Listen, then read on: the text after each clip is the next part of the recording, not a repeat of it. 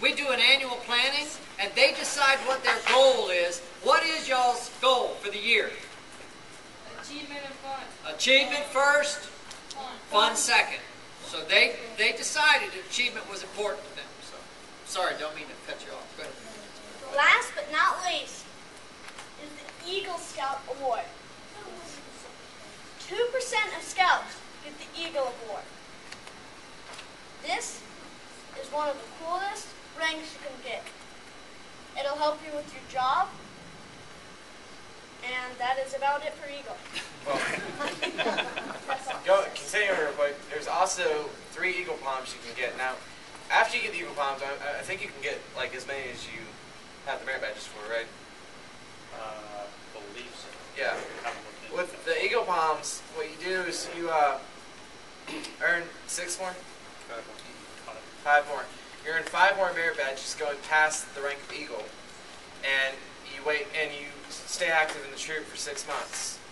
And it starts out going bronze to silver, no, to gold, and then to silver. And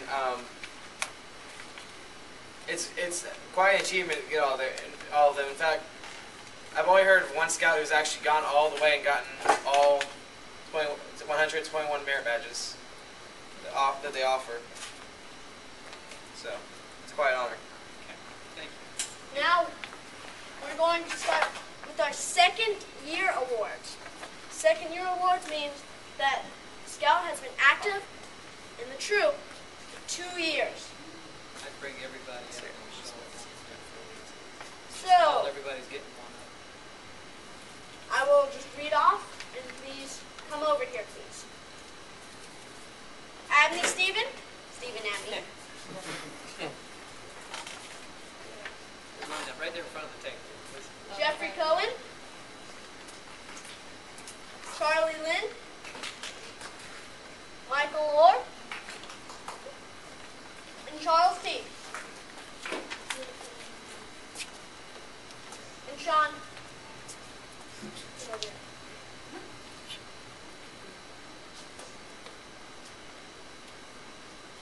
Here's your second rank award. Second year. Second year. One for you. One for you. One for you. One for you. And one for you. Now I'd like to give everyone a round of applause for earning the You may now be seated.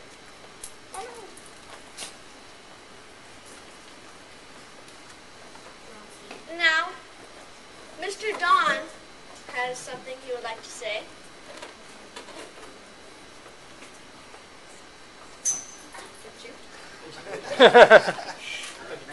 That happens as we get older. Exactly. Oh yeah, he comes from there. He's a good scout. Hey, hey. Okay, can everybody hear me over there? Yeah. When we were camping last, I found a letter from one of the scouts. But it wasn't signed by a name, but I'm going to read it, and you guys can decide whose letter it was. Dear Mom and Dad, we are having a great time here at Red Top Mountain.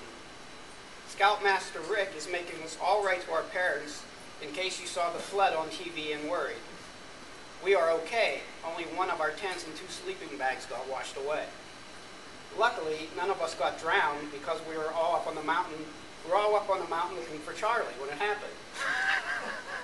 Oh yes, please call Charlie's mom and tell her he is okay. He can't write because of the cast. I got to ride in one of the search and rescue jeeps. It was neat. We would never have found him in the dark if it hadn't been for the lightning. Mr. Miami got mad at Charlie for going on a hike alone without telling anyone. Charlie said he did tell him, but it was during the fire, so he probably didn't hear him. Did you know that if you put gas in a fire, it could blow up? The wet wood still didn't burn, but one of our tents did. Also, some of our clothes. Jake is going to look weird until his hair grows back. We will be home on Saturday if Mr. Don gets the car fixed. It wasn't his fault about the wreck. The brakes worked okay when we left. Mr. Don said that a car that old, you have to expect something to break down. That's probably why he can't get insurance. We think it's a neat car. He doesn't care if we get dirty or eat in it, and if it's hot, sometimes he lets us ride with the rear door up. It gets pretty hot with 10 people in the car. He lets us take turns riding with the rear door open until the state police saw us and stopped us. Mr. Danny is a cool guy too. Don't worry, he's a good driver. In fact, he's teaching Charles how to drive. But he only lets him drive on mountain roads where there isn't any traffic. All we ever see up here are logging trucks. This morning, all the guys were diving off the rocks and swimming out in the lake.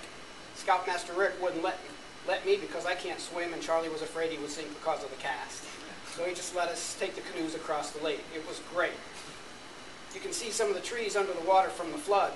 Scoutmaster Rick isn't crabby like some of the other Scoutmasters. He didn't even get mad about the life jackets. He has to spend a lot of time working on the car, so we were all trying not to cause him any trouble. Guess what? We all have passed our first aid merit. We've all passed our first aid merit badges. When Sean dove into the lake and cut his arm, we got to see how to use a tourniquet.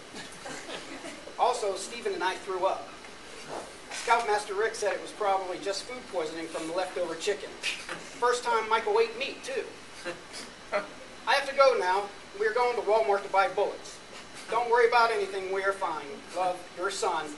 P.S. How long has it been since I had a tetanus shot? Now, which one of you guys wrote that? I think it's Jeffrey.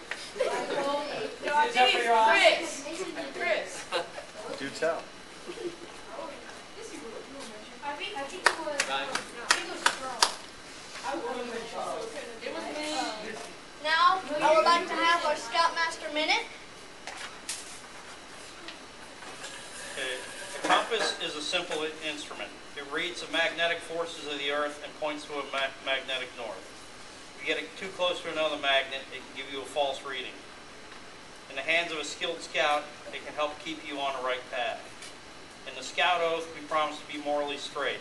Like the needle of a compass, our morals guide us on the paths of life. There are influences giving you false information, but if you remain true to the morals you have learned from parents, church leaders, and scouting, you can keep on the correct path.